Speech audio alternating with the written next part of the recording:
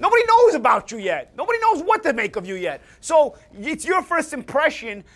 I don't think it's a bad thing to let the guy know who's known already, hey, bro, I don't care about you. Like, I don't care what everybody says about you. I'm here to beat you.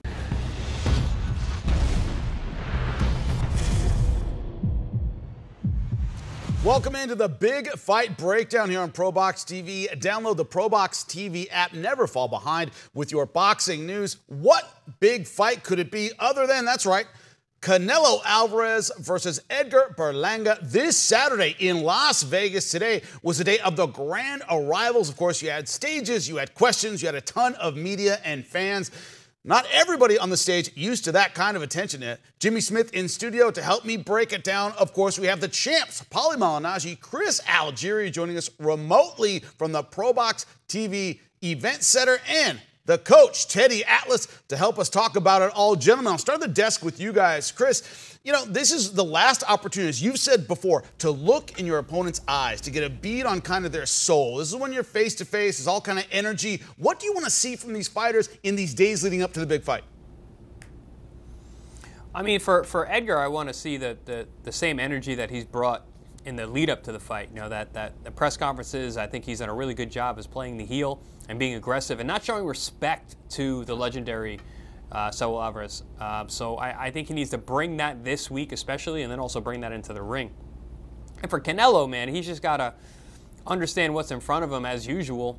You know, he's got to not let the negativity from Berlanga and things he's saying get into under his skin in a way that's going to affect him negatively in the fight. And just go out there and do what he does. And I think everyone involved, you know, on fight week, it's important to stay focused on the task at hand.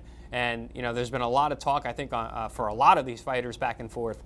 But at the end of the day, you just got to go out there and butter the bread, so to speak, you know, and understand that this is where you make the money, and you need to finish the mission. What have you thought so far, Paulie, of Berlanga's attitude leading up to all this press, all this fan attention? Talking to us, he hasn't really shrunk from the moment. Are you seeing that when you see them, you know, on the stage as well? I think he's behaved in a good way, saying the right things. You know, I think when you talk trash, you're showing your opponent that you're not just happy to be there, that you're there to show up for a fight. I used to hate when guys would show up and start complimenting their opponent too much, especially if it was their first big fight, where you know they had that "I'm happy to be here" type of approach, and you know you never really got the sense that they were mentally ready for that kind of challenge, that kind of step up. So with Edgar, at least you're happy that you're seeing this kind of, you know, aggressive mentality in the way he's talking, in the way he's, you know, allegedly prepared for this fight.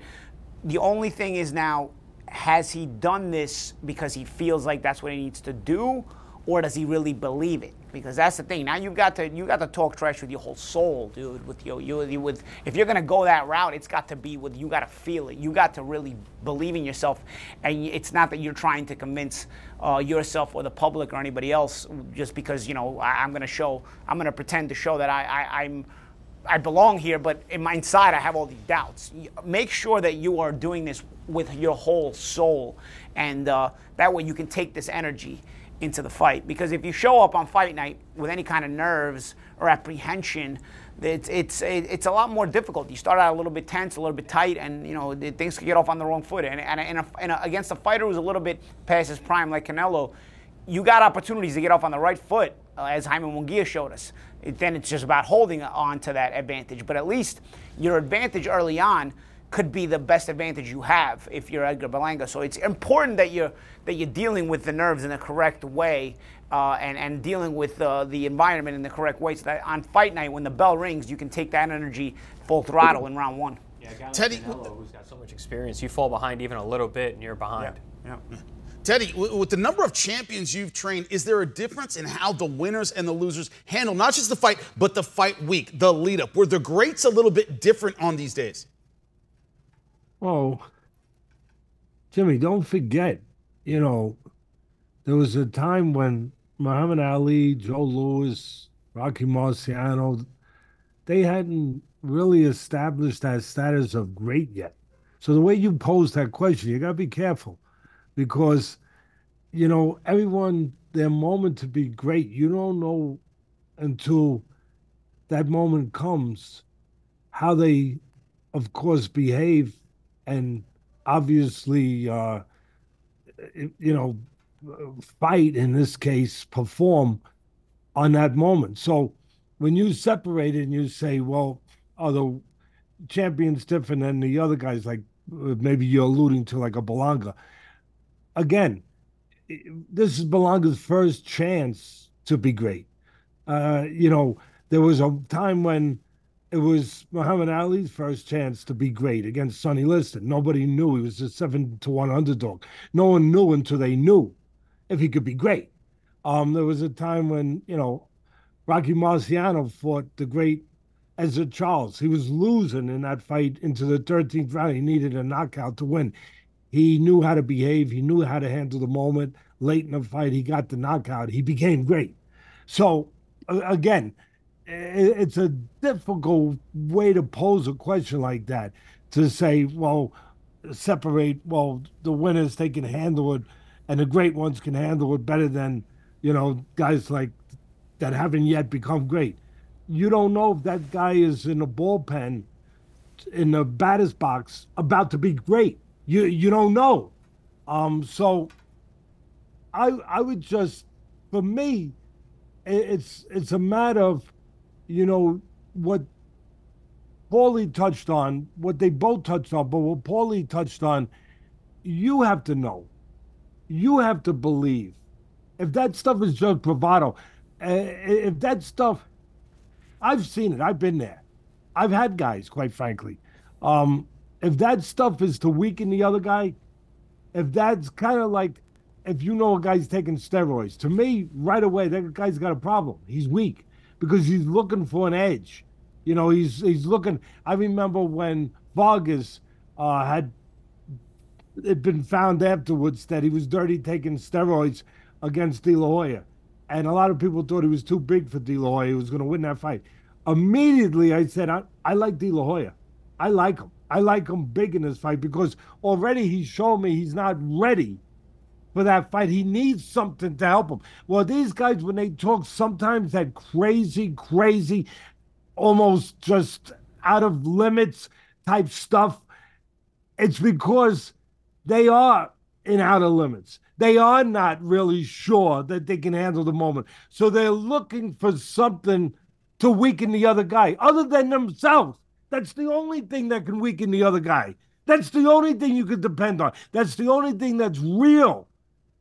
You got to know that. That's got to be there. You and your trainer, your experience, whatever, that's got to be there. If you're doing that stuff and you're doing it again to weaken that guy, to have an edge on that guy, to depend on that guy being weakened by it, falling for that, you got a problem. Look, Tyson, when he was Tyson, he didn't do a lot of really that kind of talking. Later on, when he wasn't Tyson no more, and he fought the likes of, say, Lennox Lewis, and he says, I'm going to eat your children, I'm going to do all that stuff. Come on. When he did that, he was looking for something to weaken Lennox Lewis because he no longer thought he was that guy to weaken him. He no longer thought he was that guy to handle him. He no longer thought he was that guy to deal with that horrible moment, that difficult moment. And the two champs can tell you better than anyone how difficult that moment is when you come face to face with the devil. Well, speaking of that, which I love, right now we have audio of Berlanga. He's coming face to face with Canelo. I want you guys to evaluate what he had to say. Edgar, welcome. You're hungry, you're undefeated, but some would say you're not quite ready for an opponent like Canelo. What do you have to say to that? We ready. I've been in this game for over 20 years. We're about to make history, man. It's something special that's gonna happen this weekend. He says something special is gonna happen this weekend. There we go. Had to see that face. You did mention that your fighting IQ is gonna be what's gonna take you to the victory. Are you saying that you have a higher fighting IQ than Canelo Alvarez? Listen, he's gonna put me to that level. You know what I'm saying? And all my life, I've been there. You know, when it's time to shine, when it's my moment to come through, I always come through. You know, and this weekend, Saturday, is going to be history, man. It's going to be history. You've definitely had a lot to say. You're keeping us all entertained. You've said some really, really crazy things. One is that you don't have respect for him, and this is going to be war. Are we going to see war on Saturday? Esto es guerra, puñeta, oíste. Puerto Rico en la casa. You know, this is war. It's Puerto Rico versus Mexico. You know, it's something for the history books. You know, as far as Team Canelo, we always have respect for him, for his accolades and what he did in the sport of boxing, but it's a fight September 14th. You know, we got a big fight this weekend. You know, he's going in there to hurt me, and I got to go in there and hurt him. And so what do you see panning out Saturday night? What's your prediction? Vamos a noquear. And let's say, we're going to knock him out in the 6th round. He told me 8 rounds. I got him 6. He's got him the 6th round. Okay, we are excited to see you on Saturday. It is going to be war. Good luck this weekend. And one more thing, I just want to give all glory to Jesus Christ, my Lord and Savior. You know, Jesus, you king. You are king. And Saturday, you're going to be king, man. I love you guys. Thank you guys. All the Mexicans out there, all the Puerto Ricans, I love you guys, man. Thank you for the support. All the haters, I love y'all too, man. You know, shout out to the haters, man. I love y'all. Mwah, I love y'all too. I love y'all. I love y'all, man. I love y'all. Gentlemen, it isn't just what he said on stage, but also interviewed by us here at ProBox TV. You know, Paulie, when you look at it, his attitude doesn't seem overwhelmed by the moment, saying all the right things. What do you like? What do you like and dislike about what you're seeing on stage? Anything to not like? I mean, I don't know. As long as he can the reel mask, it in, whatever. Goes back, as long as he can. No. I don't have a problem with the mask. I actually have a problem with him taking it off halfway through the interview because either you show up and you keep it on, or you don't show up with it on and you don't keep it on, because obviously there must be somebody in the crowd that must have told him to take off the mask, or what, are you scared or something like that? Because if you can see my eyes, that's fine. For me, when we were doing stare downs, I would take my sunglasses off. I wanted you to see my eyes, and I want to see your eyes. But other than that, I mean, you can see Berger's eyes. He doesn't have to take off that mask. He did because he's trying to show something, right? As long as he can reel it back in. Listen, you can be in public, and sometimes the crowd can get to you. You can say too much. You can talk too much or say the wrong things, or you can look like you're trying too hard, or sometimes you get it just right. Whatever it is, as long as when he goes back to his room tonight, he's got it reeled in again. Emotionally, he gets it right back in. You reel it back in, and you get ready for tomorrow's preparation, training, and media stuff, because Fight Week is full of media stuff, but yet you still have to make weight and all that good stuff. So as long as he can go reel it in when he's in private in his own room, as long as he's not on his phone and checking headlines and checking YouTube videos of what everybody's saying, or the haters, he talks about all this stuff. Fight Week is not about that. Fight Week is about preparation, mental and physical. So yes, sometimes you get in the moment, you behave the way he just did. It didn't look genuine to me there, it didn't. But it doesn't matter. It's a big moment. Sometimes you can maybe overdo it a little bit, or sometimes you can maybe look not natural a little bit. Fine. As long as when you get back to your room, you reel it in, because you know what you're dealing with, and only you know what you're dealing with, and only you know what you're feeling inside. And you got to reel it in together every single night, especially come Saturday night. Teddy, what I'm very curious about, you as a trainer, when it comes to what I always say about trainers is they can't participate in their fighters' delusions. Fighter can say whatever they want. You as the trainer and you in the gym, you work on your fighter's strengths. Whenever somebody calls out, I'm a knock scout in the 6th round, you as a trainer know what you actually prepared to do. What do you see as your job as a trainer in these days leading up to the actual fight?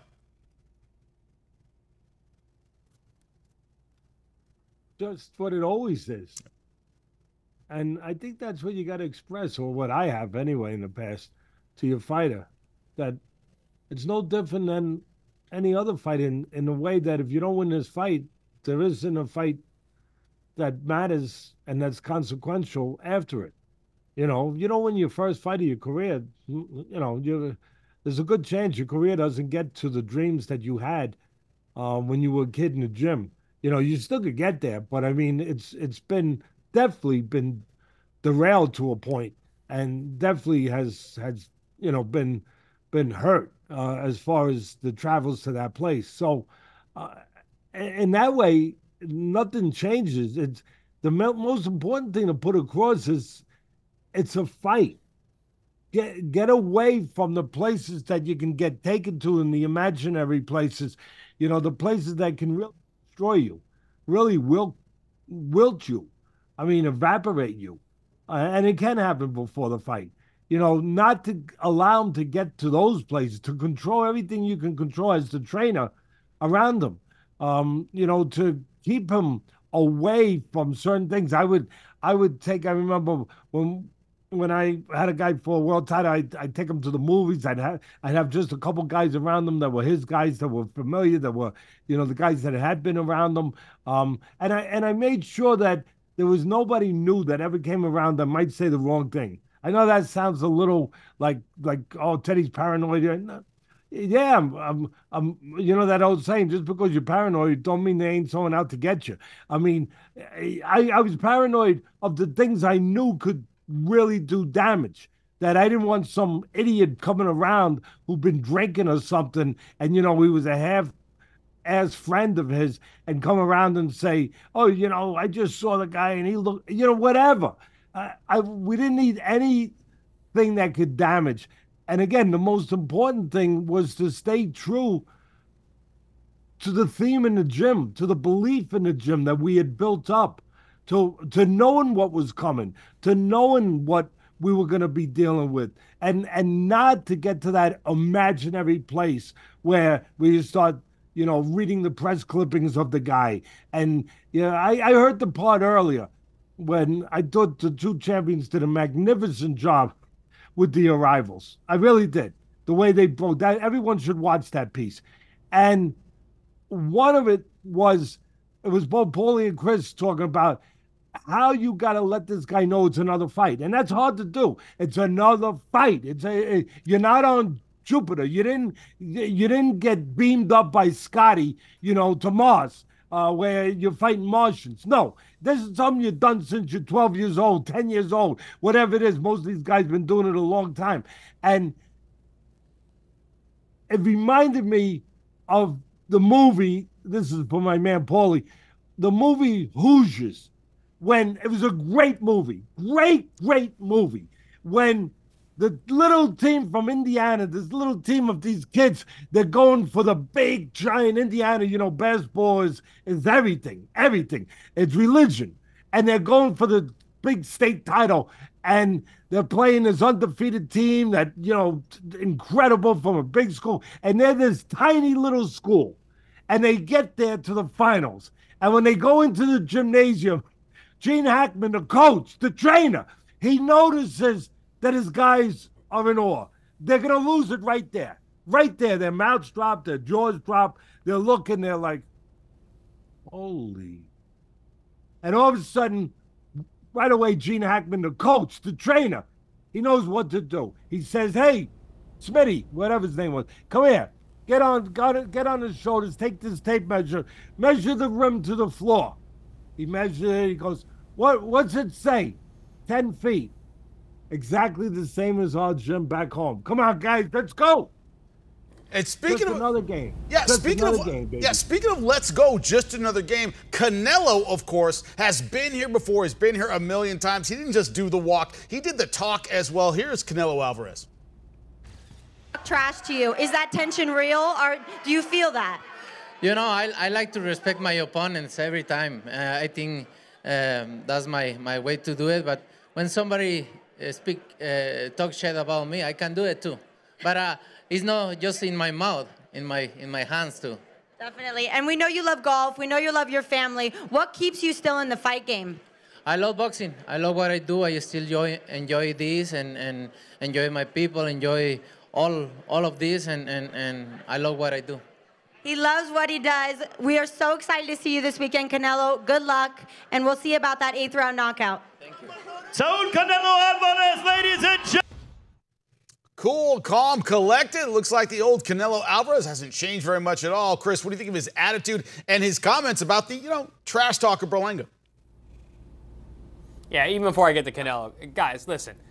What Teddy just said, and that was such gold. If you don't watch these shows, I don't know what you're doing. If you're a boxing fan, to listen to this. You don't watch these movies. Yeah, well, right? Hoosiers? Listen, I mean, you know, Paulie and I, we give our experiences, and yeah, between us we have, you know, a dozen fights, whatever, with Tim and Sean as well. But I mean, Teddy's got I mean, dozens upon dozens of experience, of championship fight experience, you know, and the nuggets of knowledge that he's given. I mean, you can't buy that. So, thank you, Teddy. Thank you for being who you are and coming out here and sharing all your wisdom, because everything you just said was absolute gold. It gives such a perspective that I don't think anyone else could. And before you keep going, Champ, I want to say, Teddy, there's another movie that's similar in that way. It was a Miracle with Herb Brooks as the coach of the 1980 U.S. Olympic hockey team, and then when they're playing the Russians. And he takes a similar approach in the locker room as well, for anybody who's got Hoosiers and who I think Edgar Berlanga should be watching Hoosiers and Miracle this week. And to harken back to what Teddy said actually 2 segments ago, he was talking about basically you don't know till you know, right? And at the end of the day, you're not fighting a Martian. That right hand can fix everything. Well, George Foreman said that, right? The fight was fixed. He said, "Yeah, I fixed with my right hand." So, you know, Edgar's got a right hand too. He's gonna have to fix all this with that right hand to make it real. But listen, it's like anything else. And in terms of Canelo, man, it's another day at the office for him. Now he's been doing this. He's got another undefeated young guy in front of him who wants to make himself a star. He's been there. He's done that.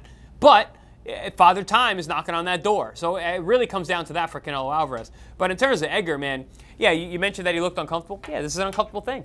You've never been here before. And you're not expected to be here before. You're not expected to feel comfortable in this situation. No one in the world is comfortable their first time doing this. Business. Yeah, you got to be in the business. That's right. I mean, we all been there. Paul, let me ask. You know, for him, you know, you don't know until you know, and Edgar's got to go out there and do, you know, what he's been saying. But for Canelo, man, I mean, he backs up his talk better than anybody in the world at this point. Plant versus McCumbee. Paul, I want to ask you about that, because if there's one fighter really on that stage other than Berlanga who might have trouble with the pageantry, everything around the big fight, it would be Trevor McCumbee. First time here, but we talked to him. We also talked to Caleb Plant. What's your thought on his inexperience level for this kind of fight? Do you think we'll see it in the ring? Yeah, again, it's everybody's first time at a certain point, right? So it's McCumbee's first time at this level. But the advantage McCumbee has that Berlanga doesn't have is that McCumbee is not fighting the crowd favorite here. Plant is definitely more known, and he'll have more people in the crowd for him. But they're not emotionally vested into the fight like they are with Canelo, and the crowd is not going to be as vociferous when any little thing Plant does. If something big happens in the fight, of course, they're in a main part of the undercard, so something big happens between Plant and McCumbee, the crowd will react. But it's not one of those situations where you're fighting such a star where even him showing up, even him breathing, even him throwing a jab, even him missing a punch will get a crazy reaction from the crowd. So McCumbee doesn't have to be emotionally as disturbed as the things Berlanga is going to be dealing with. With McCumbee, he can focus on the boxing, on how he matches up with Plant, on all the things that we've been talking about. Where, you know what, we've been in a square ring before. We train in the square ring, like Teddy talked about with the movie Hoosiers. Well, you know what, the ring is this size in the gym too. We get in against a right-hander. We've been sparring guys with similar styles to Plant in camp. You know what, we're going to get in there and see the style in front of us on fight night. You can focus more on that. There's less hullabaloo, so to speak, when it comes to a major undercard fight. Even if it is a major undercard fight and there is a lot of attention on you, it's not as emotionally charged as the main event. Well, Caleb Plant, a guy who's always seems to be emotionally charged. He went to war not just with his opponent, but with somebody in the crowd. And you can hear it for yourself. He did mention that he thought you were a quitter. A pretty bold statement from him. How do you see Saturday panning out? Panning out is and the new and getting that WBA interim title put around my waist. And he's been calling me a quitter. We see who's going to quit on Saturday. We will see who's going to quit. Obviously, you know Canelo very well because you guys previously have gone head-to-head. How do you see the Canelo and Berlanga fight panning out this weekend? I definitely see, you know, Canelo getting his hand raised. You know.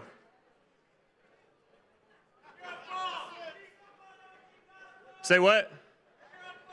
Come up here and say that in my face. Yeah, come up here and say that in my face. See how that works out. I'll show you what a bum look like. Obviously, Caleb has some build-up. He is ready for this weekend. Go ahead and put on a good show for us. Good luck this weekend. We'll see you there. Great. Teddy, I want your reaction to that. It's one of those guys in Caleb Plant who likes making a fight kind of personal. It was on our air, by the way, that McCumbee said he's a quitter, he's going to break. Did he give him kind of the bullet board material to train harder and fight better?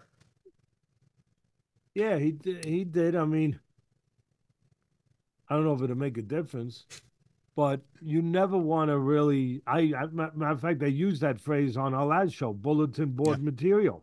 When we were talking about this fight. So I'll say the same thing. I'll be consistent that you don't want to give somebody, just like in the NFL, the coach goes nuts when a player says something, especially Super Bowl week, and all of a sudden it's in the newspaper, because the newspaper is going to highlight. They're looking for stuff. They're looking for anything. That's their job to be able to run with. And they're going to all of a sudden highlight that, a player on other teams said, we're going to beat them. They're nothing. They're weak in this area. And you just help their cause. Look, you still got to go out and play the game. You still got to go out and fight the fight. But, and you don't want to give anybody any extra, incentive or anything to sort of, circle the wagons around, to give them strength, to give them something to be strong about, to just gather themselves around and, hold on to. I never wanted my fighter to say anything in those kind of ways. I mean, if it's his temperament, then you're not going to stop him from doing what they do. But I don't see a reason, when you're going to, I don't know where that came from, that you're a quitter. I don't know if it came from something that happened in the gym that he heard about, or something that never happened, or something that he perceives in certain ways. But again, it's your first time at this level. Plant's been there before. Why, sneak up on a guy? And in a case like that, I got the guy who's the underdog. I got the guy who hasn't been there. I got the guy that's, obviously they're figuring that the former champion Plant has a good chance to win the fight that you might not be ready for. I want to sneak up on a guy. I don't want to give him anything to help him in those kind of mental areas, because, you should never forget that 75% of this game is mental. Yeah, it's going to come down to, who executes, who's the better fighter, and all of that, who gets the geography they need in the ring to fight their fight, and for me, that would be the challenger has to get close. If he fights on the outside, I don't know that he can win the fight. He's got a decent jab, but I don't know if he can win the fight on the outside. I think that to win the fight, he's got to get in close. Chris, when you look at this, as Teddy was saying, if your fighter is normally a trash talker, all right, they're going to do what they do. If your fighter is normally high-strung, if your fighter is normally quiet, do you look for change, right? A guy who's normally talkative isn't being talkative. A guy who's normally very excited isn't excited. Do you look for change when it comes to these press conferences? Because usually at the championship level, change isn't good. What's your thought, Chris? Yeah, you just said it. I mean, change normally isn't good in these situations when your back is against the wall. And we've been talking a lot about anxiety when it comes to, the lead-ups to fights and fight weeks and whatnot. People tend to act funny when anxiety gets high. But, for a guy like McCombie, we don't know how he normally reacts. We haven't seen him at this level. And we really haven't seen much of him at all in the last couple of years. He's been pretty inactive. He had a bunch of years off. But when it comes to consistency, what we just saw on that dais there, on that press, on that stage, that's what Caleb Plant always does. Arguing with guys in the crowd, getting into little side quests and fights. That's what he does. So this is nothing new for him. So in terms of staying consistent, Caleb Plant's being very consistent, and he's been consistent in the ring. He's expecting to be consistent on fight night and do things to McCombie that he's used to doing. With McCombie, man, like you said, Teddy. You kind of want to be secretive the way you approach. You want to be a Trojan horse to a degree. But McCombie kicked that door down. Calling a guy a quitter is pretty. Calling a guy a quitter is pretty much the biggest slap in the face you could say to another fighter. So McCombie is not coming in like a Trojan horse. He's not coming in quietly. He's not going to be a ninja. He's not stealthy. He's coming in the front door. But we've never seen that before from him. We got to see what he's going to come with on fight night at the highest level against the best opponent he's ever fought on the biggest stage possible. So there's a lot more question marks around Trevor McCombie than there is Caleb Plant. Paulie, earlier today, it was Danny Garcia, Erislandy Lara. They did their talk on the same stage. And Danny said, I'm going to make it a Danny Garcia kind of fight. That's really hard to do against a boxer like Erislandy Lara. How does he get that done, man? You really, to break down this fight is not easy because Danny hasn't fought in 2 years. Lara's fought like 2 rounds in, 2 years himself. I mean, we can say one thing and something else completely different can happen. This is a hard fight to break down when guys then guys are almost on Social Security when they went boxing wise. You know, I tell you, if I give you a breakdown and somebody at home gives you a breakdown, it's gonna be the same thing. I mean, it really there's nothing there. You know, how did you make it a Danny Garcia fight? You could say, specifically by the past, by what we've seen of these guys, Danny has trouble with guys who are movers. At 41 years old, does Lara have the movement in those legs? At 36 years old, does Danny, who's been a very solid timing fighter, he's made his bones by being a very solid timing fighter, punching with you. Does Danny have that kind of timing with 2 years out of the ring? But like I said, I mean, you can break down the fight with what they do, but there's been no action from these guys. How you break this down? I can tell you by what they're known to do, but that doesn't mean it's going to happen in the ring on either side. One is known for having great legs, but he's 41. One is known for having great timing, but he hasn't fought in 2 years. There you have it. That's your breakdown. I'm going to go back to McCumbee and play. That's what I'm going to do because that's more interesting. And I'm going to tell you what.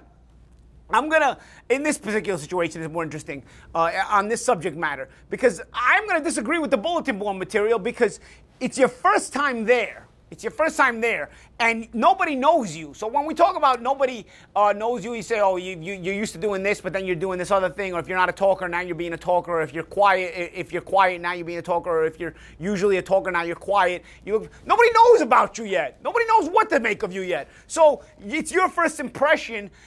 I don't think it's a bad thing to let the guy know who's known already, hey, bro, I don't care about you. Like, I don't care what everybody says about you. I'm here to beat you. Maybe your other opponents that are in my position might respect you, might be nice to you. I don't care about that. I don't mind seeing that. It's not necessarily going to work. Listen, it didn't work for me against Cotto, but I was determined to let everybody know that I wasn't there just to, hey, I'm happy to be here. Thank you for the opportunity. You know, and then you're here today and you're gone tomorrow because you didn't really show up to win. You know? So if you're there to stay and you believe you're there to stay, so you're going to talk. You're going to behave that way. The attitude of a fighter, like Teddy says. Well, it's going to lead to a great night of fights. As always, we will be covering the boxing news all week here on ProBox TV. Don't forget, download the ProBox TV app. Never fall behind in your boxing news. It all leads up to a 168-pound showdown this Saturday. Do not miss it.